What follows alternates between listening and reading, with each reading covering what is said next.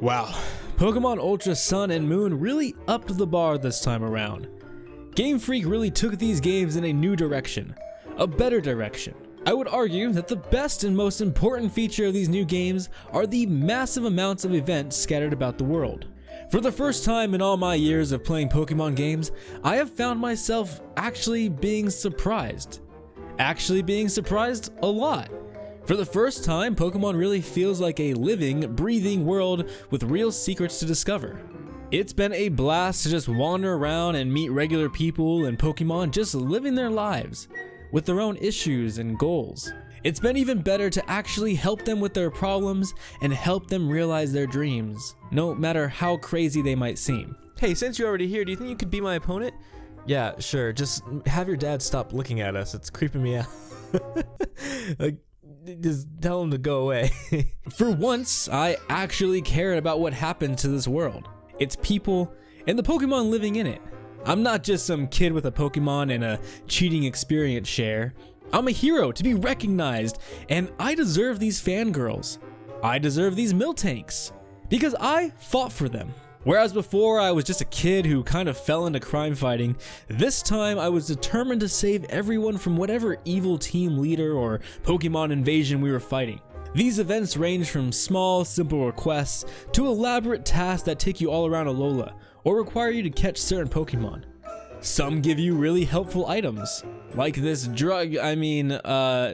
office worker in Po Town, who you need to gain his trust first before he'll sell you some of his prime nuggets. That might be alluding to something, but I'm not really. And others don't give you anything at all and don't seem to really have a point. Like when you go to Kukui's basement and Molayne shows up to work out with his Machamp. Yeah, this is kind of weird. Couldn't you guys work out anywhere else? Is there not another gym in Alola?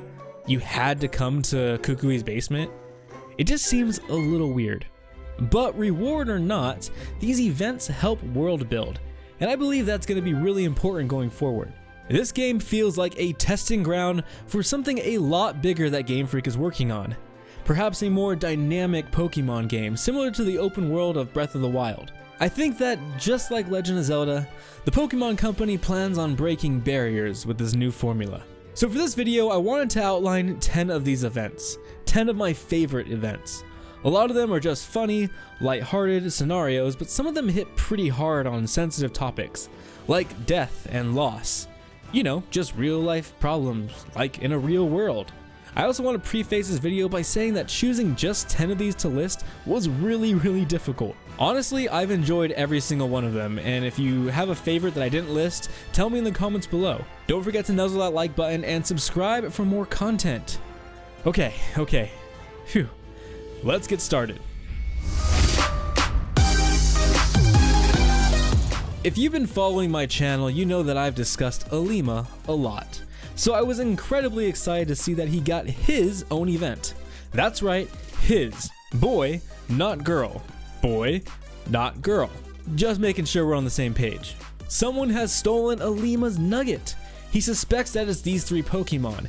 Using a mixture of nasty plot, hypnosis, and psychic, these criminal hypnos knocked out his Machamp bodyguard and found his precious nugget. Once again, I'm not sure if it's alluding to something else. Captain Alima is on the case, of course, and with your help, you beat these 3 hypno into submission. Take that, you filthy criminals. But Alima, being the generous god he is, lets the hypno keep the nugget so long as they agree to share. And then, to give pittance to the peasant, Alima gives you a big nugget as well. This whole event is just like one big humble brag. Alima is just showing off how rich he is. Don't you just have a surplus of golden nuggets laying around? Number 9 is the Starmie staring contest. Can you spot anything odd about this? Yep, that's right, Starmie doesn't have freaking eyes. This game is so rigged. Look at this poor slowpoke just walk away in defeat. Absolutely crushed. He's been training for months for this event. Better hope his wife and kids are also Starmies, so he doesn't have to look them in the eyes after that crushing defeat. This event just had me rolling. This man here hasn't been home in weeks because his Starmie refuses to leave the beach until he's lost. He begs you to come back with a Pokemon that knows Tickle to make Starmie lose. The developers have an amazing sense of humor to program this into the game. It's so ridiculous. It almost feels like a campy Dungeons and Dragons scenario. So you hear that, kids? If any strangers are staring at you, just go and tickle them. Problem solved.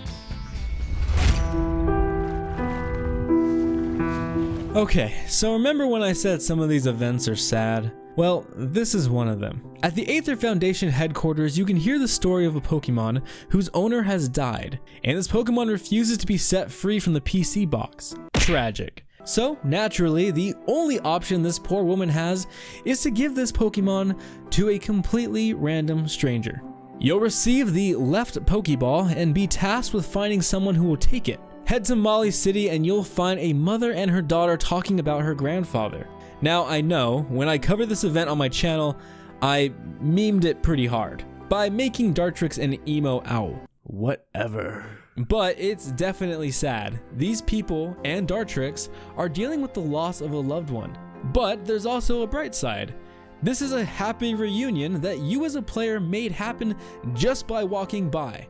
This kid is going to be with and love this Dartrix forever, just like her granddad would have wanted. And that's a beautiful thing. By this point, we can all agree that Team Skull is absolutely harmless. Just misunderstood wannabe gangsters who are looking for somewhere to belong. And this event proves it without a doubt. If you head over to Po Town, you can meet a Team Skull grunt who is having a minor life crisis. He just can't seem to get the Team Skull pose down. He's frustrated and decides that maybe Team Skull just isn't the place for him. That's when his homies show up and give him the kind of support that I think we all would want from our own friends, family, and coworkers. They don't want him to leave. They're family and they stick together. They even take up arms against you as the player, thinking you're the one putting these ideas in his head. Eventually, out of frustration, he manages to pull off the pose. And I don't know how to explain this moment, but I just felt proud of him. And together, we all celebrated something as simple as a grunt doing a pose. Just a beautiful moment. I think we can all learn something from these Team Skull grunts and support each other like they do. Remember when I said this world was worth saving? Well, this right here is the reason. When you visit the Hano Grand Resort in Hiahia City, you might be lucky enough to be invited to a wedding. But not just any wedding, a Pikachu wedding. If this world were to lose its light, these two Pikachu might not live happily ever after. And I'm not about to let that happen. It's the perfect ceremony, and it got me thinking, what kind of vows would two Pikachu say to each other? I promise to vote tackle any problems we face. Marrying you makes me feel 10 million volts better about my future. Our future. I'm not crying. You're crying. Oh man, who is cutting onions?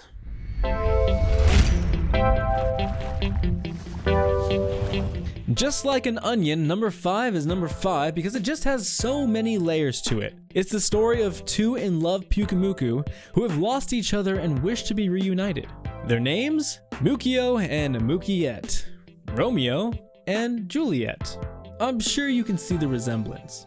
Well, with your help, you find Mukiet, who is just a hop, skip, and a jump across the beach, and reunite these two star-crossed lovers. Everyone is so elated, and unlike the original story of Romeo and Juliet, you've unlocked the happy ending.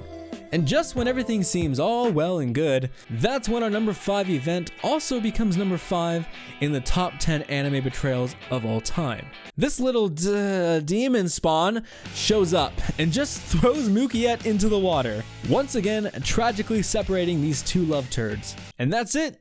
That's the ending. No part 2, no getting her back. Well, if anything, it's still a better love story than Twilight.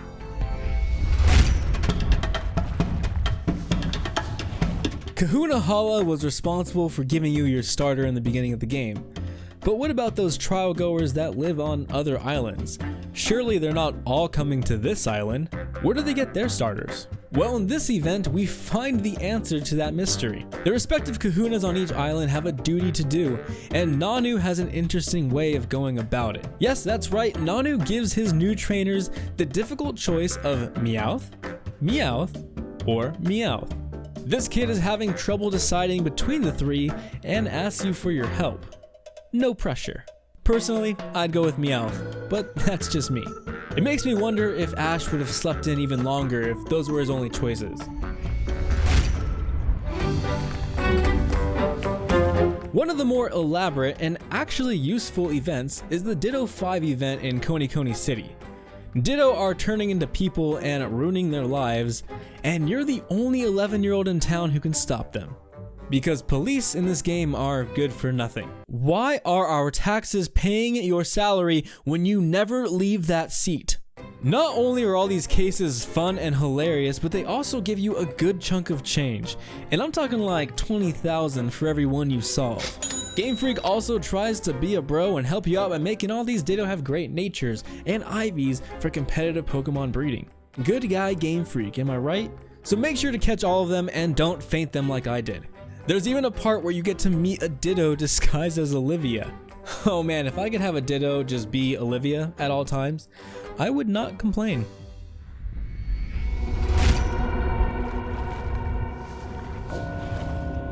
Number 2 shouldn't be surprising, but probably the most elaborate and exciting event in the game is the Haunted Trainer School. Pokemon is no stranger to creepypastas and strange happenings in their games, but this is probably the first time that they've put so much effort into an entire creepy scenario. You trigger this event by talking to a little boy on a beach at night who tells you a rumor about the school being haunted. When you go to the school, the music is eerie, and there's a little girl with a Drifloon who asks you to investigate 7 mysteries. I won't talk about them all here, I have another video that plays through the whole thing, but most of them seem to be just misunderstandings and easily explained. Until you get to the end, when the little girl disappears and a security officer tells you that it was all in your head. Was it all an illusion? Who is this little girl? Is she dead? Who killed her? Was it this Hypno? This Drifloon? When you go back to the school, you can find a hidden notebook behind one of the bookshelves that says Hypno would pick up the little girl every day after school. Until one day, it just didn't. And the last page is ripped out, adding to the creep factor just a bit. This is all confusing and tons of people have made videos theorizing this, but I'm gonna go with the idea that Drifloon took the little girl away, as Drifloon are known to do, per the Pokédex. She died, and her Hypno is just trying to keep the girl's memory alive.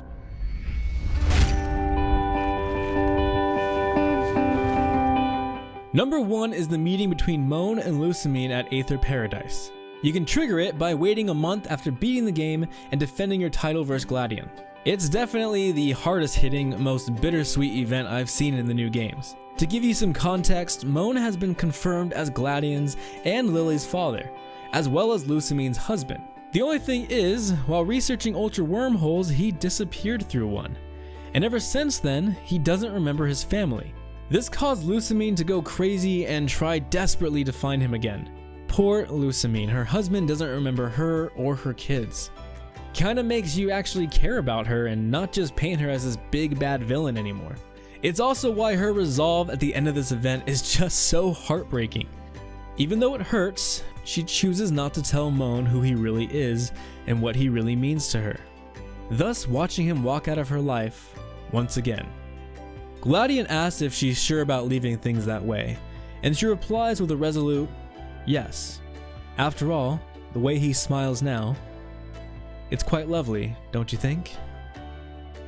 Honestly, the saddest thing about this situation is that Moan doesn't remember being with Lusamine. That is just tragic. I was so close to not making a joke out of this one, but I just couldn't help myself. Anyways, there you have it, guys. The top 10 events in Pokemon Ultra Sun and Moon. Did I miss anything? Agree? Disagree? What events stuck out the most for you guys? Let me know in the comments below. Also, don't forget to be a good guy, like and subscribe for more content, and check out some of the other videos on the channel.